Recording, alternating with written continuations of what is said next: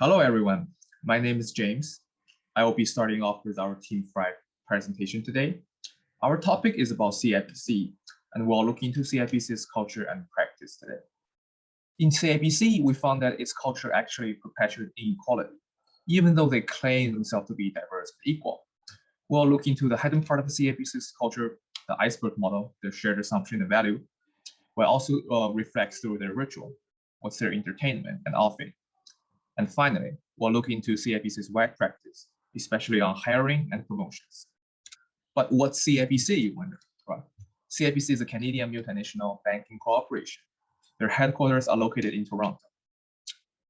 In 1991, they established their first office in the US. However, their prime brokerage department only started 4 years ago, which is also the department we focus on. We chose 6 different directors or executive directors from this department to formulate our topics. As we learn the iceberg model that illustrates different part of the company's culture, we will look into CIBC's shared assumption and values as headed under the water. CIBC focuses a lot on their client, which we can call them a client-based company. Their priority is to develop and work with clients and maintain a relationship. I know what you wonder, how is this perpetuating inequality? Well, before I straight up tell you the answer, let's look into CIBC's value of prioritizing clients for better understanding. CIBC is a fixed-type business. A major part of the company not only work in person with clients, but also take feedback from clients. Is this accessible for every employee? What if the employee is an introvert or just prefer to work on his own place? What if the employee has a disability that cannot have a regular visit with clients? Well, CIBC's employees also being taught to develop long-term relationship instead of short-term, with an expectation to protect company's reputation. How is it unequal? Because they are picking on their clients to have to protect company's reputation, sometimes they lie about the truth within the company. For example, how diverse the company is, which we'll talk about that later. To maintain a long-term relationship, they sometimes only show the bright side of the wall. This is much more like an advertising that requires certain social skill, which is not all employees working in this area are capable of. One manager, executive director we interviewed even said this: the expectation is bringing in business make you stay. The actual measurement is what's important. Of course, the company isn't paying people to do nothing, but we must ask ourselves, how many people in that company can do this? Do CIBC just fire those who cannot bring in business? Of course not. Only a small portion of the employee can bring in business. But what about the rest? Does this sound equality to them? So let's take a look at CIBC's shared assumptions and values. Now, this is often based in networking, using your contacts, it being called a family, it being very friendly. All this sounds very inclusive, it sounds heavy collaborative. A lot of these actually perpetuate inequality. So as I said, many people I talked to emphasize the importance of networking, using their contacts. On an interview I went on, somebody talked about how, oh, if you don't know how to do something, just call up one of your buddies in your network and they'll help you out. And I just found that was really interesting. They'd reach out to somebody in your network rather than a coworker, your teammate, your supervisor. And to me, it just felt like the network was more important than you yourself. And this is actually reflected in a couple other of the quotes I had with other people. They talk about how they don't have a lot of junior staff, and the more people you meet, the better, and how the capability is completely up to you. They talk about how making connections along the way is more important than the learning itself. And this demands a question: is a heavily networking environment equitable? And there has to be so many inequalities in access to networking. If somebody is a legacy in banking and many of their families have generations and experience in banking, they're obviously going to have more networking and more contacts than somebody who has none. And there's plenty of other reasons for this. Also, CIBC calls themselves a family. They say it's very friendly, but in reality, that type of dynamic can be very harmful. So according to the Harvard Business Review, they talk about how when it's considered a family, people are less likely to speak up about wrongdoings. So that means that people who might be oppressed in CIBC and might be too scared to voice their opinions aren't going to do it because of this family environment. Past employees have also called CIBC a boys club before, and there's a lot of apparent nepotism in the field. And this is actually reflected in many Glassdoor, Indeed reviews about all this nepotism that exists in CIBC. Additionally, it's super interesting because in 2019, CIBC's old CEO made the new CEO his brother. So I think that just goes to show the nepotism that does exist in this company, as well as the industry as a whole. Wall Street and the finance industry are notorious for entertainment, and CIBC is no exception to this. Through our interviews with managers at CIBC, and additional research we did about the company, we learned a lot about rituals and interactions between employees as well as with employees and clients. CIBC has a happy hour culture, as one of our interviewees described it. Relationships with coworkers as well as with clients are reliant on how willing you are to go for drinks after work, go to a fancy dinner with clients, or attend large parties and galas. For example, one of the managers that we spoke with talked a lot about how bonding or social aspects of work will be going for lunch or going to get drinks with a coworker. Employees have to take the initiative to build these connections with their coworkers on their own, rather than having a provided forum to do so within the company. CIBC does have some corporate sanctioned events throughout the year. In the past, they have rented out a beach house or a country club. A lot of their events will also be charity related. Every year they sponsor the annual Canadian Cancer Society CIBC Run for a Cure, as well as CIBC Miracle Day. Individual divisions at the company will also sponsor bonding events for their teams. One division described their experience as breaking down barriers within the team at Conundrum Adventure, while another said that their experience at Executive Oasis brought out good team dynamics. Another aspect of rituals is client relationships. CIBC is all about profits, so employees will do what it takes in order to get a client to close a deal. They often spend time wining and dining clients to close multi-million-dollar deals. This practice has become fairly standard within the finance industry. Clients expect to be treated to nice dinners and to drinks before giving a company like CIBC millions of dollars of business. The banking industry is also notorious for the golf meeting. Employees will meet their clients on the golf course, have a few drinks, smoke some cigars, and negotiate out a business deal. Many of the common business practices and rituals that have been so long-standing and have been cemented in the finance industry may be perpetuating inequality by continuing to exclude groups that have previously faced discrimination in this sector. For example, the happy hour culture referenced by managers in our interviews is something that not everyone is ready and willing to participate in. Nearly half of Americans report not having a drink within the last month, and 30% report not having one within the last year. New employees at CIBC may feel the need to force themselves out of their comfort zone and into a bar to avoid feeling ostracized in the workplace.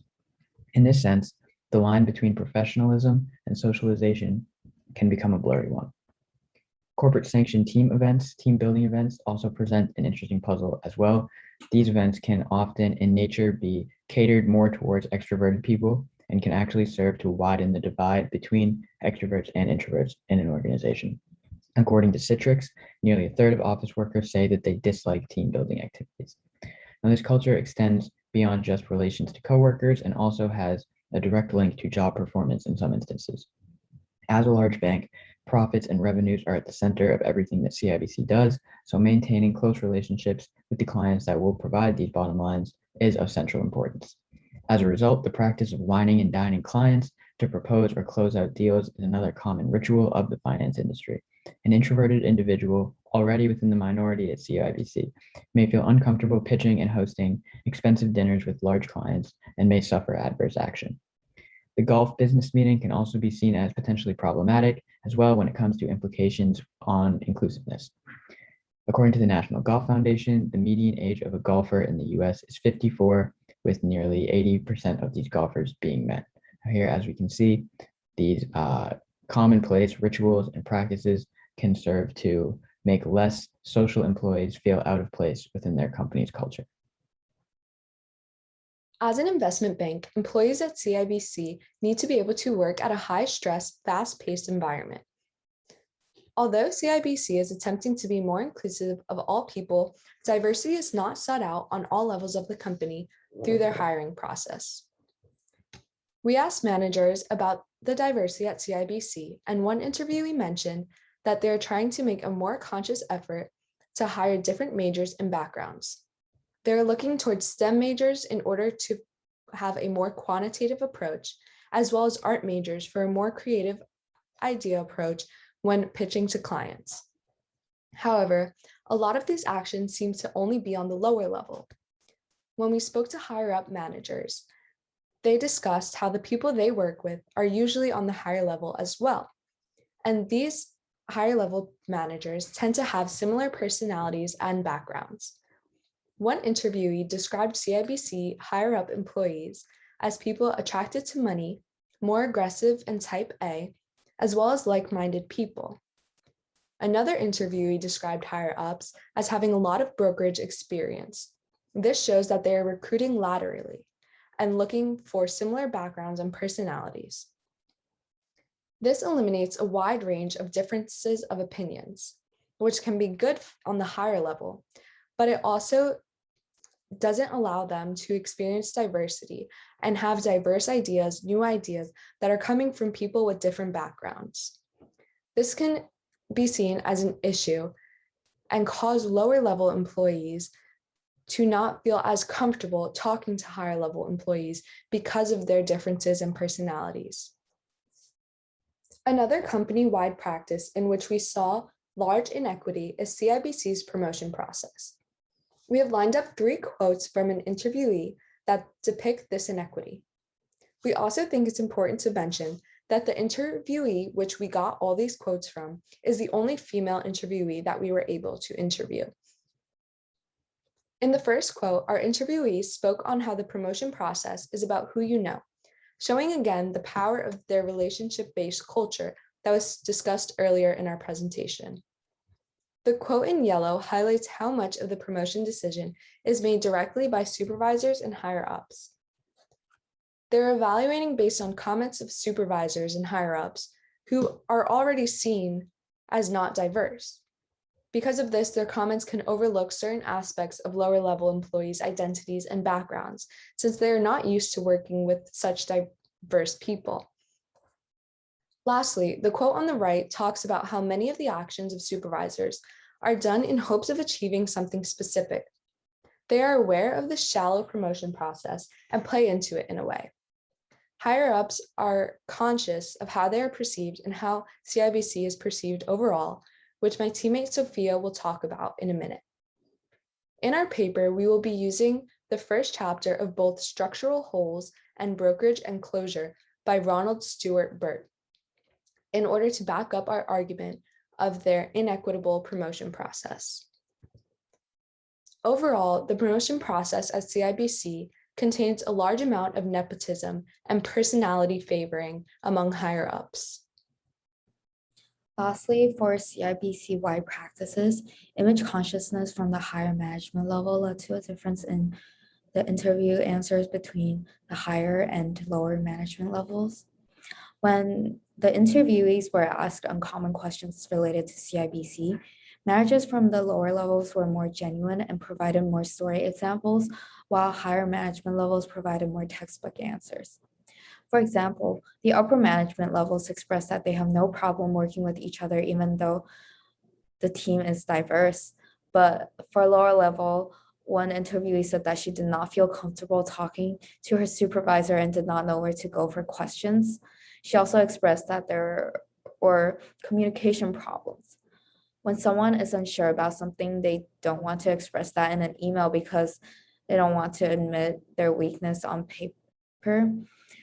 Furthermore, when we looked into reviews online, the ratings for CIBC for transgender / non-binary and Black are significantly lower than other genders and race. Because of this effort to present the firm in a certain way, people can feel uncomfortable to bring all of themselves to the company.